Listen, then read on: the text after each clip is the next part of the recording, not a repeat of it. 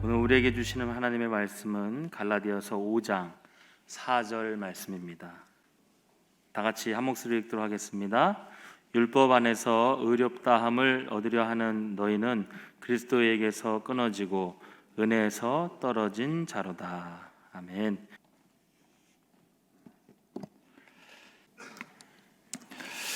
오늘 아침 천국 안무 잘 맞추셨나요? 내일 아침 또 안무를 말씀드리겠습니다. 먼저 좀 보여주세요, 목사님. 예수님께서 큰 환난의 때에 너희가 도망하는 일이 무엇에나 무엇이 되지 않도록 기도하라. 이게 뭐죠? 하나는 계절이고요, 하나는 무슨 절기입니다. 무엇에나 무엇에 있지 않도록 하라. 내일 아침에 잘 또 맞춰주시기 바랍니다. 저는 이제 이번 한 주간 동안 여러분들이 이제 이 복음에 대한 것들을 좀 깊이 묵상해 보는 시간이 되기를 바랍니다. 이제 이 복음을 여러분들이 그냥 그 삶과 동떨어진 것이 아니라 우리의 삶과 깊이 관계된 것으로 대한 이해가 필요하세요. 그래서 지금 내 아이들에게 복음을 이해시키고 복음을 가르치는 게 중요해요. 그러니까 복음에 대한 오해가 생기면 삶이 심각하게 삐뚤어지는 것입니다. 그래서 복음에 대한 오해는 신학적 오해가 되는 거예요. 그래서 잘못된 신간과 태도로 갖게 되는 것이고, 가장 대표적인 피해가 이제 모든 것을 인과응보, 권선진학으로만 보는 거예요. 그래서 뭔가 물질적으로만 다 잘 되면은 도덕윤리적으로도 다 잘된 것으로 착각하는 것이고, 또 누가 고난과 어려움을 받으면 그것이 모든 것이 다 잘못된 것이라고 착각하게 되는 그런 경우죠. 어쨌든 이런 것들을 여러분들이 오늘 이번 한 주간 동안 묵상하는 동안에 여러분들이 좀 그거를 좀 잘 깨닫고 이해하는 그런 시간이 되면 좋겠습니다. 자, 오늘은 이제 복음의 본질에 대한 얘기를 좀 해보려고 합니다. 인간이 살아가면서 갖고 있는 모순 중에 하나는 뭐냐면, 문명의 발전과 문화의 발전이 같이 가지 않는다는 겁니다. 그 대표적인 케이스로 뭐가 되냐면요, 자동차가 먼저 만들어져요. 그리고 난 다음에 자동차를 갖고 움직이는 교통법구가 그 다음에 생기는 겁니다. 대표적인 케이스로 핸드폰이죠. 핸드폰이 딱 생기고 나니까 예전에 생기지 않았던 것들이 생겼죠. 예를 든다면 온라인으로 물건을 주문하고 사고 판다든가, 옛날에는 상상도 못했던 겁니다. 가게에 가서 물건을 보고 물건을 사는 것이죠. 그런데 이제는 온라인으로도 물건을 사는 거예요. 그러니까 속이는 사람이 생기는 거죠. 보지 않고 물건을 사니까 물건 보내주겠다 해서 돈 보내고 나니까는 돈은 받고 사람은 사라져버리고, 이런 것들이죠. 그러니까는 문명이 먼저 발전되고 난 다음에 거기에 대한 문제가 생겨요. 문제가 생기면은 그거를 해결하기 위해서 그 다음 문화가 따라가는 겁니다. 항상 그렇게 생기는 것이죠. 이제 앞으로 이제 그 돈도 무슨 체인이라 그러죠? 블랙 체인인가 뭔가, 화폐를 주고받는 것이 아니라 이제는 컴퓨터로 주고받는 돈이 되는 거예요. 이게 오래전부터 얘기가 나왔던 건데 지금 점점 현실화 돼가고 있죠. 이것 때문에 생기는 문제들이 또 생기는 거예요. 그러면 이제 거기에 따른 이렇게 문화가 형성이 되겠죠. 이제 이런 것들은 우리의 모든 생활 영역에서 나타납니다. 근데 신앙적인 면에서도 역시 마찬가지예요. 신앙적인 면에서도요, 거듭나는 사건이 먼저 생겨요. 이거는 하나님의 은혜로 주어지기 때문에 거듭나는 사건, 구원받는 사건, 내가 천국 백성이 되는 사건이 먼저 딱 생깁니다. 그런데 내가 구원받고 천국 백성이 됐다 그래서 천국 백성다운 삶을 사는 것은 아니에요. 이 중에서 가장 큰 오해가 뭐냐면은, 구원받고 변화되어야 된다는 사실을 사람들은 다 인식합니다. 근데 그 구원받고 변화되는 것을 도덕 윤리적 변화라고 생각합니다. 근데 구원받고 변화되는 것과 도덕 윤리적 변화는 다른 것입니다. 만약에 도덕 윤리적인 변화가 구원받고 되는 변화라면은 얼마든지 수양하고 수련해서 가능한 거예요. 근데 기독교인의 삶은 수양하고 수련해서 되는 게 아니에요. 그거는 하나님의 은혜로 되는 것이지 수양하고 수련해서 되는 게 아닙니다. 그래서 복음적인 삶과 도덕 윤리적인 삶은 다릅니다. 그러니까 복음적인 삶을 산 결과 도덕 윤리적인 삶은 됩니다. 근데 도덕 윤리적인 삶을 살아가는 것이 복음적인 삶은 아니에요. 근데 이 차이를 우리는 구분을 못할 때가 많아요. 그래서 어떤 사람이 도덕 윤리적으로 괜찮으면은 복음적인 줄 압니다.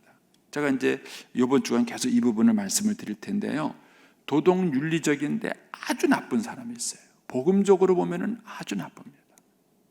그런데 우리는 도덕 윤리적으로 문제가 없으면 문제가 없다고 생각합니다. 대표적인 케이스 하나를 얘기한다면요, 술, 담배 안 하는 사람이 좋은 사람일까요? 그러니까 다시 말씀드리겠습니다. 술, 담배를 하는데 매일 원망하고 불평하는 사람이 있어요. 이 사람과 1번이죠. 2번은 뭐냐면은 술, 담배는 하는데 늘 감사하는 사람이 있습니다. 2번. 1번과 2번 중 어느 사람이 나쁠까요? 구분이 안 되시죠? 예? 여러분, 술, 담배를 안 하는데 매일 불평하고 원망하는 사람 1번. 2번은 뭐냐면은 술, 담배는 하는데 불평하지 않고 원망하지 않고 감사하며 사는 사람. 어떤 사람이 더 기독교적이라고 생각하세요? 예? 구분이 안 되시죠? 예, 정답은 2번입니다. 근데 왜 2번인가? 그거는 이번 주 열심히 나오시면 깨닫게 됩니다. 기독교인들이 술, 담배는 안 하는데 세상 사람들에게 존경받지 못합니다. 그렇습니까, 여러분? 사회생활 하시면서 술, 담배 안 하는 기독교인들이 존경받나요? 왜 안 그런지 생각해 보지 않으셨습니까? 얼핏 볼 때는 굉장히 도덕 윤리적인 사람 같은데 일반인들한테 존경받지 못합니다. 그 이유가 뭘까? 왜냐하면 복음적 삶이라는 것은 도덕 윤리적인 삶이 아니기 때문에 그렇습니다. 네, 다시 이제 오늘 말씀으로 돌아오셔서 문명과 문화가 같이 가지 않습니다. 문명이 먼저 오고 문화가 뒤를 따라가요. 그런 것처럼 영적인 삶에도 거듭남이 먼저 오고 그 다음에 그 거듭난 삶에 대한 합당한 삶이 뒤따라오게 되어 있습니다.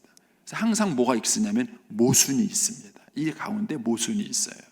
자, 에베소서 4장 22절 말씀 보시면 에베소 교인들, 이미 구원받은 교인들에게 이 얘기를 하고 있는 거예요. 그들에게 뭐라 그러냐면은 너희는 유혹의 욕심을 따라 썩어져가는 구습을 따르는 옛사람을 벗어버리고 오직 너희 심령이 새롭게 되어 하나님을 따라 의와 진리의 거룩함으로 지으심을 받은 새 사람을 입으라 이거예요. 이거는 구원받은 사람에게 하는 거예요.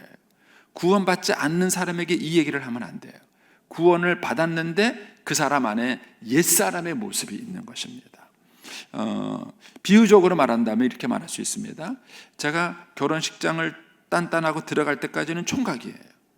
근데 결혼식장에 들어가서 이제 서약을 하고 이제 부부가 되었습니다 하고 나오는 순간 저는 이제 유부남이 됩니다. 총각에서 유부남으로 바뀐 거예요. 그런데 신부는 총각에서 유부남으로 바뀌었는데 생각은 안 바뀌어요. 그래서 길을 가다가 총각 그러면 뒤를 돌아봅니다. 뒤돌아오면 안 되죠. 총각 그러면 뒤돌아오면 안 되죠. 난 유부남이니까 뒤돌아오면 안 됩니다. 그런데 총각 그러면 툭 하고 뒤를 돌아봐요. 왜 그렇습니까? 생각은 안 바뀐 거예요. 신부는 유부남으로 바뀌었는데 생각은 안 바뀐 것이죠.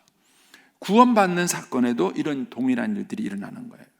우리가 구원받는 것은 순간적으로 되기 때문에 하나님의 자녀가 됩니다. 그러나 구원은 받았다 할지라도 생각이 안 바뀌는 거예요. 그래서 너희가 옛사람을 벗어버리고 새사람을 입으라 이렇게 말을 하는 거예요. 그런데 한국교회 안에서는 이 새사람을 입지 못한 거예요. 그리고 이 새사람을 입는다는 것을 도덕 윤리적인 개념으로 생각을 한 것입니다. 그런데 어쨌든 구원받는 사건과 그 삶의 변화가 동시에 일어나는 것은 아니다 하는 것입니다. 자, 이거를 고린도전서 3장에서는 다르게 표현했죠. 고린도전서 3장 1절에 가면 형제들아 내가 신령한 자를 대한 것 같이 너희에게 말할 수 없어서 육신에 속한 자 곧 그리스도 안에서 어린아이를 대한 것 같이 한다. 예, 어린아이가 있다. 영적으로 어린아이가 있다는 것이죠. 그 영적인 어린아이가 있고 영적으로 어른이 있다는 것입니다.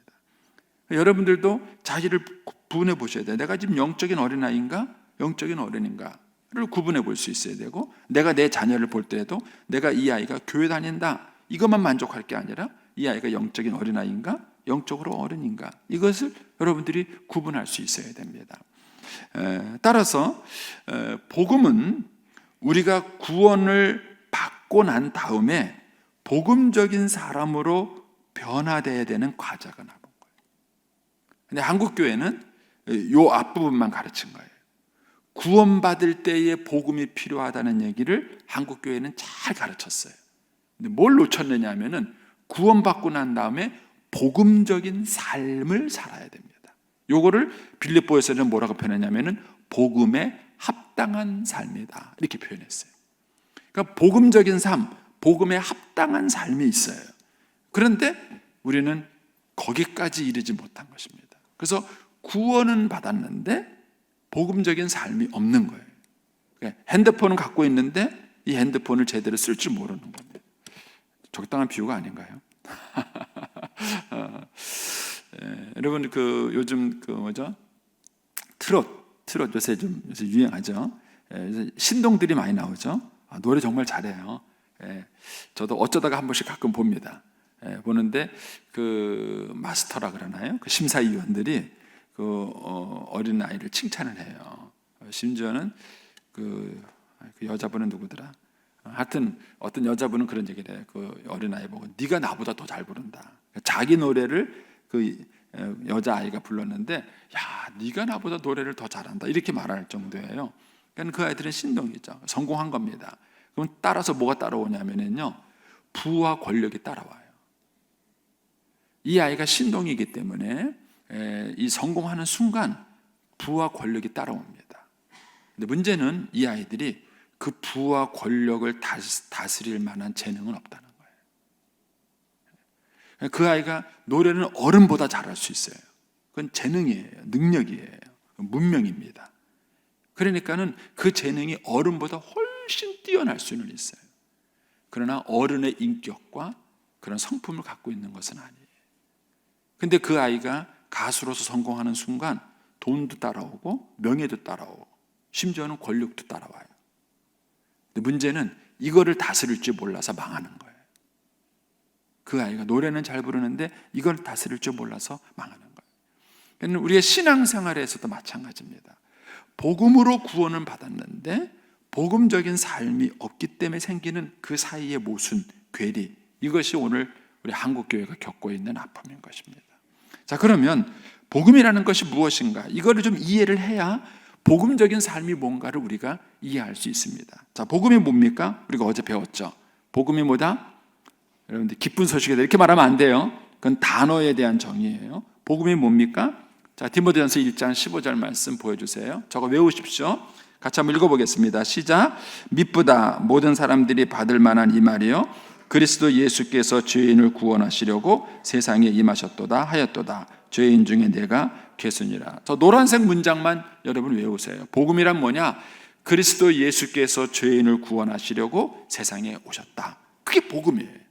근데 이 소식이 기쁜 소식이 돼야 돼요. 근데 이 소식이 기쁜 소식이 왜 되지 않는가? 그건 내일 아침 말씀드리겠습니다.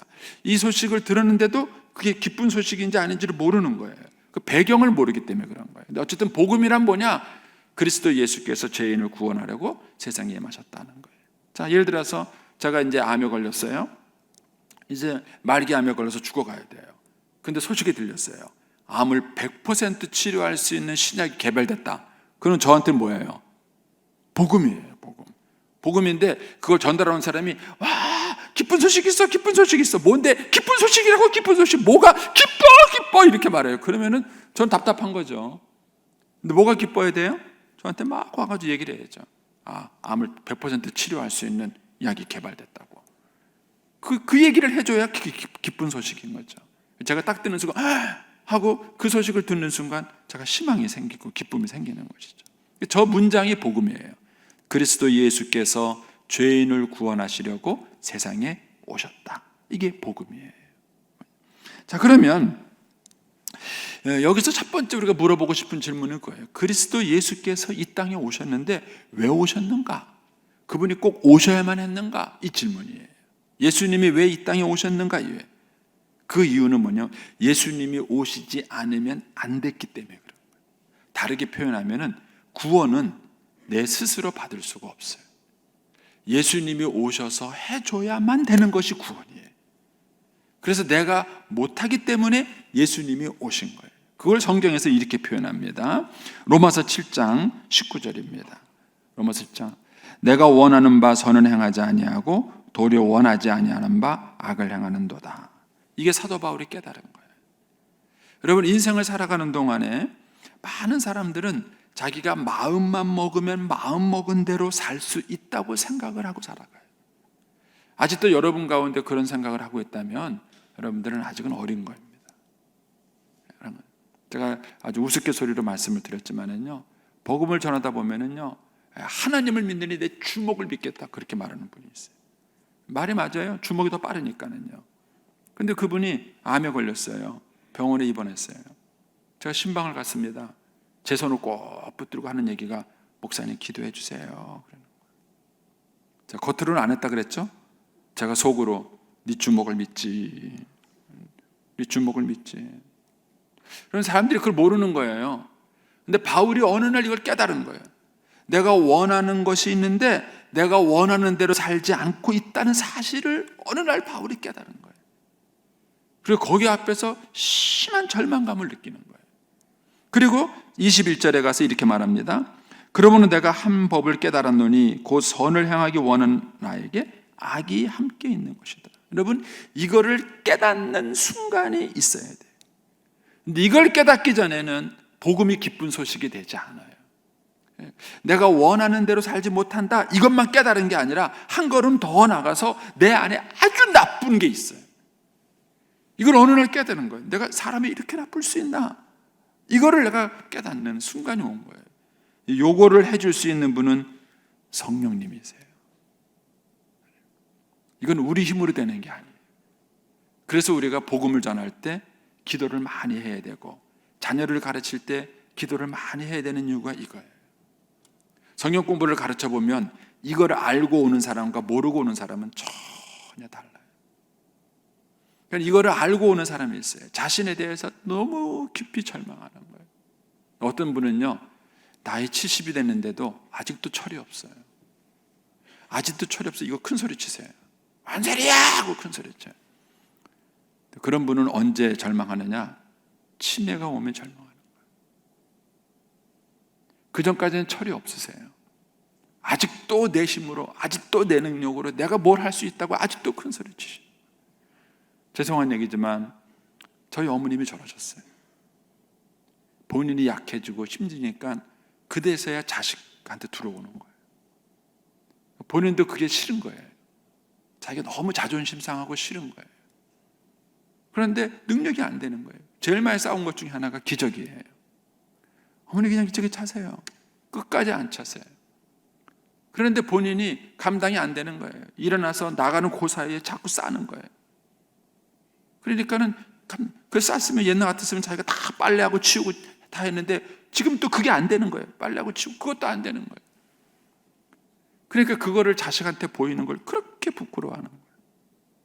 그죠? 어머니 이게 왜 부끄러워요? 어머니 이게 왜 부끄럽습니까? 어머니 이게 왜 잘못입니까? 자식이 이걸 해주는 게 왜 엄마는 부끄럽다고 생각하세요? 그것 때문에 싸웠어요. 그런데 서서히 어쩔 수 없이 내려놓더라고요. 어쩔 수 없이 내려놓는 거예요. 너무 안타까운 거예요. 그게 왜 어쩔 수 없이 내려놓습니까? 여러분, 인간은 그렇게 센 존재가 아니에요. 저는 이것이 성령님의 은혜 가운데 빨리 깨닫게 되기를 바랍니다. 사람들이 이걸 모르는 거예요. 내가 원하는 대로 살 수 있다. 내가 마음먹은 대로, 택도 없는 소리입니다. 하나님께서 건강 주시고 은혜 주시고 여건 주시니까 마음먹은 대로 사는 거죠. 뭘 마음먹은 대로 삽니까?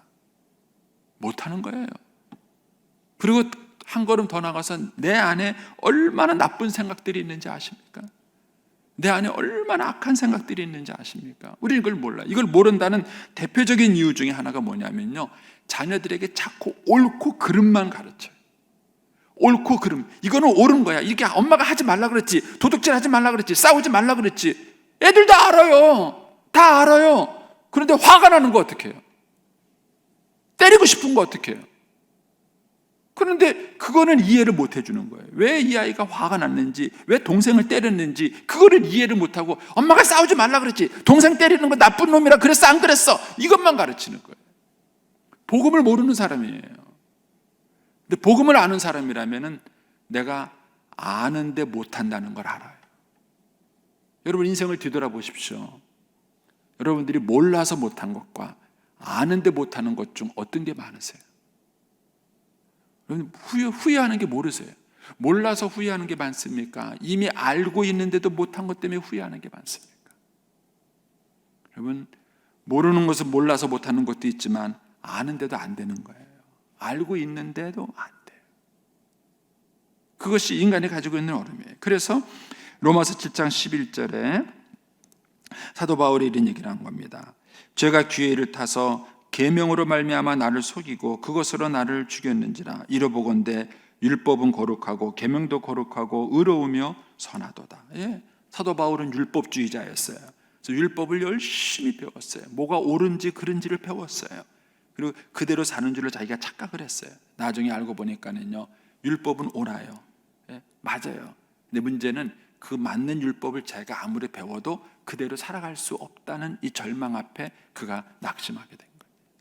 그래서 24절에 이렇게 말을 하는 겁니다. 오호라 나는 곤고한 사람이로다. 이 사망의 몸에서 누가 나를 건져내랴. 누가 나를 건져내랴 하는 거예요. 이게 바울이 크게 하나님 앞에서 전향한 것입니다. 이 순간이 있기 전까지는 복음, 그리스도께서 우리를 세상에서 죄에서 구원하기 위해서 오셨다는 이 말이 무슨 말인지를 이해를 못하는 거예요. 그래서 복음이 우리 앞에 서기 위해서 우리가 첫 번째 할 일은 뭐냐면요, 내가 할 수 없다, 하나님이 하셨다, 이거예요. 이것이 복음으로 구원받는 사람의 첫 번째 변화예요. 아, 나는 할 수 없는데 하나님이 하셨구나. 내가 못하는데 하나님이 하셨구나. 그런데 복음의 본질에 대한 변질이 어디서 오냐면 요거에 대한 변질이 오는 거예요. 요거에 대한 변질. 그래서 한국교회 목사님들이 설교하면서 실수한 부분이 이거예요. 예수 믿는 사람답게 살아야지, 예수 믿는 사람답게 변화가 돼야지, 자꾸 이 얘기를 하신 거예요. 그러다 보니까 사람들이요, 자꾸 자기가 뭘 할 수 있다는 생각에 빠지는 거예요. 그래서 뭔가 의지적으로 착하게 살려고 자꾸 노력을 하는 거예요. 구원은 복음으로 구원받았으면서 자기의 행동은 비복음적으로 살려고 하는 거예요. 이것 때문에 생긴 문제가 갈라디아 교회입니다. 오늘 본문 5장 4절입니다. 자, 여기 보면 사도 바울이 갈라디아 교회에 대해서 이런 경고를 하죠. 갈라디아서 5장 4절 보여주십시오. 율법 안에서 의롭다함을 얻으려 하는 너희. 여러분, 의롭다, 내가 살 만한 자격이 있다, 내가 떳떳하다, 이게 이제 의로운 거예요. 이 의롭다함을 얻는데 어떤 식으로 얻느냐? 율법 안에서 얻으려고 하는 거예요. 율법 안에서 얻는 게 뭐예요? 자, 율법에서는 거짓말하지 마라, 내 부모로 공경하라 얘기를 한 거예요. 그러면 내가 여기에 대해서 당당하려면요, 난 거짓말한 적이 없어야 돼. 난 살인한 적이 없어야 돼. 난 거짓말한 적 없고 살인 한 적이 없으니까 나는 의로워. 이게 율법 안에서 의로운 거예요. 이걸 다르게 표현하면요, 자기의 노력과 수고로 의롭게 된 거예요. 내가 율법을 다 지켰으니까, 내가 이걸 다 했으니까 내가 의롭게 돼. 이게 첫 번째 의로운 거예요. 다르게 표현하겠습니다. 저희 어머님이 저희 집에 와서 자식의 공경을 받을 수 있다고 생각한 것은 본인이 당당하게 자식의 한 게 많다고 생각을 했을 때였어요. 그랬는데 인생의 어느 순간 사업이 망하셨어요. 자식한테 빚을 떠안게 생긴 거예요. 그리고 그렇게 해줄 수 없다는 사실을 어머님이 겪게 됐어요. 제가 대학을 들어갔을 때에 첫 번째 등록금만 어머님이 해주셨어요. 그것도 어머님이 해준 것이 아니라 이모님들하고 이렇게 다 그 당시 저희가 경제적으로 어려울 때였는데 해줘가지고 어쨌든 제가 들어갔어요. 그런데 그 다음부터는요, 어머님도 보신 거예요. 생판 알지도 못하고 모르는 사람이 저한테 등록금을 주는 거예요. 그걸 가지고 제가 공부를 했어요. 그래서 어머님은 자기가 어떻게 해주지 않고 아들이 공부하는 걸 본 거예요. 대학을 졸업하는 걸 본 거예요. 근데도 불구하고 저희 어머님은요, 어떻게든지 저한테 뭘 했다는 걸 보여주고 싶었어요. 제가 그 경남에 가서 목회할 때 저희 어머니 뭐라 그랬냐면요, 우리 집 터가 좋다 그러더라. 이게 우리 어머님 얘기예요. 그래서 내가 누구한테 물어봤는데 우리 집 터가 좋아서 너한테 그 좋은 기운이 다 가가지고 네가 거기서 목회 잘한다 그러더라. 그거라도 하고 싶은 거예요. 내가 너한테 이렇게 좋은 집터에 살아가지고 이렇게 해서 내가 너한테 지금 좋은 영향을 미쳐서 네가 지금 잘 되는 거다. 그렇게라도 하고 싶은 거예요. 제가 또 그때 철이 있으면은 어머님 맞아 이렇게 해줬을 텐데 뭔 소리 하시냐고 제가 또 이렇게 말을 하니까 우리 어머니가 확 뒤집어지는 거죠. 이게 뭐 이런 놈이 다 있나 막 그러는 거예요. 그래서 자꾸 내가 뭔가 노력을 해서 그래서 내가 이런 의로움이 있고 너한테 대접받을 자격이 있다라고 생각하는 요 사고방식, 요게 율법주의예요. 근데 복음은 뭐냐? 나는 할 게 없다는 거예요. 난 아무것도 못한다는 거예요. 그런데 하나님께서 나를 위해서 예수님을 보내주신 거예요. 그리고 나는 아무것도 한 게 없는데 하나님이 그런 나를 구원하셔서 하나님 앞에 설 수 있게 만들어 주신 거예요. 요걸 우리는 은혜다 이렇게 말을 해요. 여러분, 은혜로 사는 사람은 그냥 내가 노력한 거 없어도 괜찮아요. 왜요? 은혜로 내가 의롭다함을 얻을 수 있다는 거예요. 자, 이 차이를 다시 한번 설명해 보겠습니다. 자, 제가 우리 안찬식 장로님한테 이렇게 밥을 하나 사드렸으니까는 안찬식 저한테 밥을 사줬어요. 그럼 제가 어떤 생각을 할까요? 내가 사주니까 밥 사주는 거지. 이렇게 생각하는 거예요. 즉 내가 대접받는 거를 뭐라고 생각하냐면은 내가 상대방한테 잘해준 것에 대한 대가라고 생각하는 거예요. 그러니까는 안자님 저한테 밥을 사줘도요, 제가 고마운 마음이 없어요. 왜요? 내가 사줬으니까. 내가 사줄 거니까 나 사주는 거지. 이렇게 생각을 하는 거예요. 이게 율법적 사고예요. 그런데 제가 너무 가난해요. 자녀님께 사드릴 돈이 아무것도 없어요. 자녀님 늘 저한테 잘해주세요. 밥도 사주고 옷도 사주고. 그럼 제 안에 뭐가 있을까요? 감사가 있어요. 감사가 있어요. 자, 그런데 제가 열심히 장모님 때 밥도 사주고 선물 사는데 한 번도 안 사줘, 나를. 한 번도 안 사줘. 그럼 어떤 마음이 들까요? 내가 손해본다는 마음이. 요거를 피해의식이라 그래요. 여러분들이 복음적인 삶을 살아가면 누구를 만나든지 감사의 마음이 있어요. 근데 여러분들이 율법적 사고로 살아가면은 피해의식이 있습니다. 자식들을 보면서도 피해의식이 있어요. 이것들이 내가 얼마나 노력했는데, 이것들이 내가 얼마나 고생을 했는데, 부모도 공경할 줄 모르고 이것들이 나한테 늘 피해의식이 있어요. 부부 사이에도 피해의식이 있어요. 이 집에서는 나만 고생하고 나만 수고하고 나만 어렵고 아무도 아는 사람이 없다. 피해의식. 직장 가도 피해의식이 있어요. 도대체 제대로 일하는 사람이 아무도 없고 나만 이렇게 열심히 나만 고생한다는 이런 피해의식이 있어요. 절대로 행복하지 않아요. 삶이 행복할 수가 없는 거예요. 이게 율법주의. 자, 그 대표적인 예를 두 가지 드리겠습니다. 마태복음 20장 10절입니다. 포도원 품꾼의 비유죠. 제가 여러 번 설교했던 것입니다. 여기 보면은 먼저 온 자들이 뭐예요? 아침부터 수고한 거예요. 노력을 많이 한 사람이에요. 이 사람은 뭐예요? 더 받을 줄 알았어요. 못 받으니까 주인을 뭐 했어요? 원망했어요. 주인을 원망했어요. 이것이 율법적으로 살아가는 사람이에요. 자, 더 좋은 예를 드리겠습니다. 누가복음 15장 28절에 가면은 우리가 잘 아는 탕자의 비유가 나와요. 근데 큰아들이 아버지한테 이렇게 말합니다. 첫째, 화가 났어요. 그는 노하여 안 들어가려고 했어요. 못 가겠다 이렇게 해서. 그러면서 뭐라 그러냐면은 아버지한테 뭐라 그러면 29절에 아버지께 대답하여 이르되 내가 여러 해 아버지를 섬겨 명히 어김을 얻거늘 내게는 염소 새끼라도 주어 나와 내 벗으로 즐기게 하신 일이 없다. 자, 내가 한 일은 많아요. 뭐죠? 나는 아버지의 명령을 한 번도 어긴 적이 없다 이거예요. 내가 한 일은 많아요. 근데 아버지는 나한테 뭐 해줬어요? 염소 새끼 한 마리 줬습니까? 이거예요. 이게 율법적 사고예요. 율법적 사고를 가진 사람은요, 항상 자기가 한 거는 많아요. 다른 사람이 한 거는 적어요. 하나님한테도 그럴 정도라면은 어떤 인간한테 안 그렇겠어요?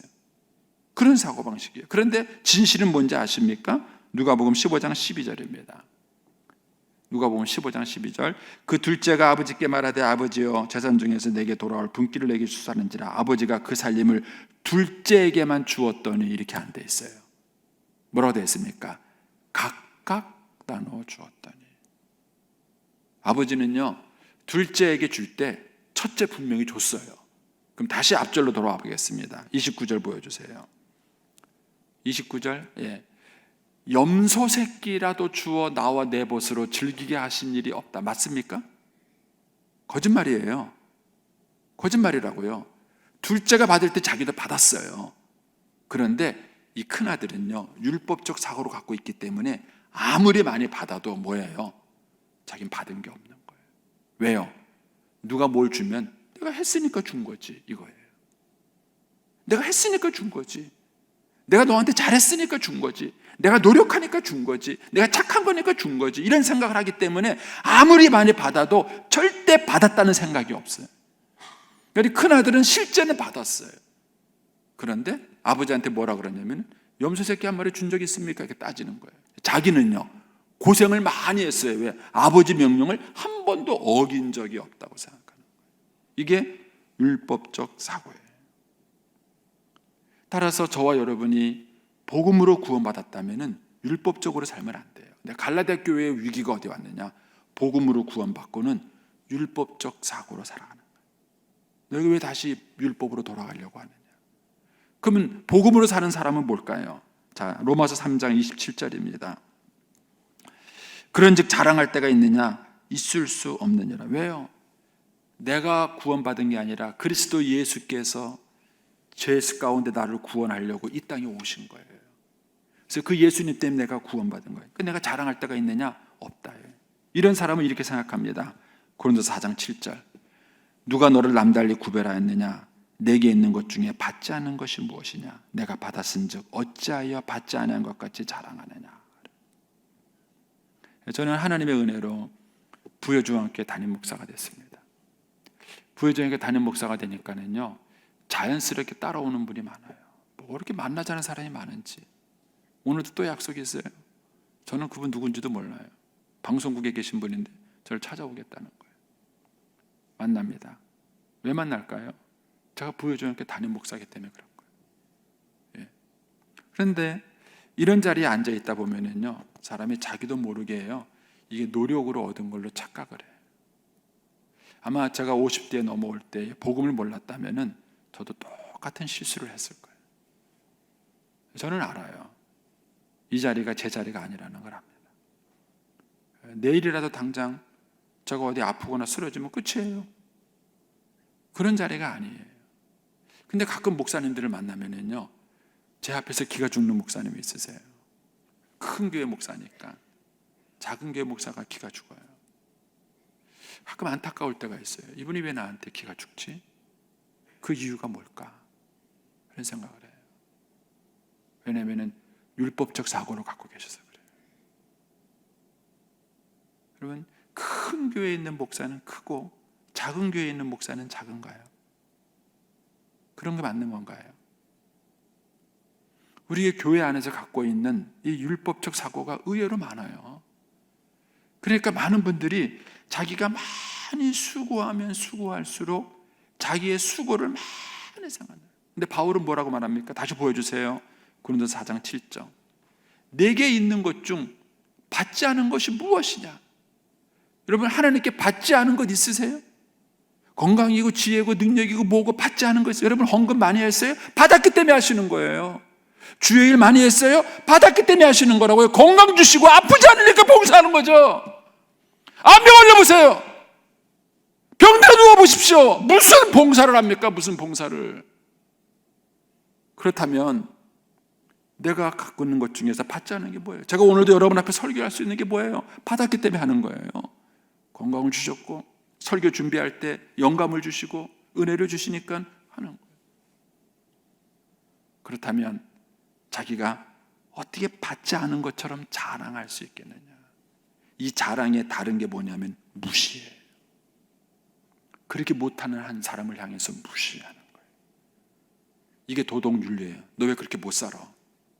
너 예수쟁이가 어떻게 너 그밖에 못해? 상대방을 무시하는 거예요. 이게 율법주의예요. 근데 은혜로 구원받은 사람은요, 그렇게 못 사는 사람을 볼 때 안타까울 뿐이에요. 하나님, 저 사람에게도 은혜를 주세요. 저 사람에게도 은혜를 주세요. 무시하는 게 아니에요. 이것이 복음적 삶이에요. 예수 믿지 않는 남편이 이걸 기가 막히게 알아요. 예수 잘 믿는 아내가 걸핏하면 자기를 무시해요. 술 먹는다고 무시해요. 자기 교회 다닌다고 자기를 무시해요. 도덕윤리적으로 옳게 산다고 자기를 무시해요. 예수 믿지 않는 남편이 예수 믿는 아내를 통해서 이런 잘못된 율법주의를 너무 많이 경험하고 있는 거예요. 그래서 그분들이 뭐라고 설명은 못하지만 속으로 이렇게 말하는 거예요. 너 가짜야. 너 가짜야. 난 네가 믿는 예수 안 믿어. 이렇게 말하는 거예요. 여러분, 우리가 복음으로 구원받았다면 복음으로 살아야 됩니다. 자, 바울의 고백을 다시 보겠습니다. 디모데전서 1장 15절입니다. 그리스도 예수께서 죄인을 구원하시려고 세상에 임하셨다. 이게 복음이에요. 근데 바울은 뭘 깨달았냐면은 그 죄인 중에 내가 괴수다. 이게 복음이 된 거예요. 아, 그 예수님이 나를 위해서 오셨구나. 그 죄인 중에 바로 내가 괴수다. 그래서 바울은 이렇게 살았습니다. 사도행전 20장 24절입니다. 내가 복음을 증언하면은 나의 생명조차도 조금도 귀한 것으로 여기지 않는다. 왜요? 빚진 자기 때문에, 은혜 받은 자기 때문에 그런 거예요. 여러분, 오늘 하루도 저와 여러분이 복음적 삶을 살 수 있고 율법적 삶을 살 수 있습니다. 여러분이 회사 가서 동료들을 만날 때도 복음적으로 그를 대할 수도 있고 율법적으로 그를 대할 수도 있습니다. 신자는 복음으로 구원받은 사람이기에 복음적 삶을 살아야 합니다. 그 복음적 삶을 산다는 것은 내 능력으로 사는 것이 아니고 하나님의 은혜로 산다는 것을 뼛속까지 철저하게 느끼는 것입니다. 오늘 한 날 저와 여러분이 율법적 삶이 아닌 복음적 삶을 살 수 있게 되기를 축원합니다. 기도하겠습니다.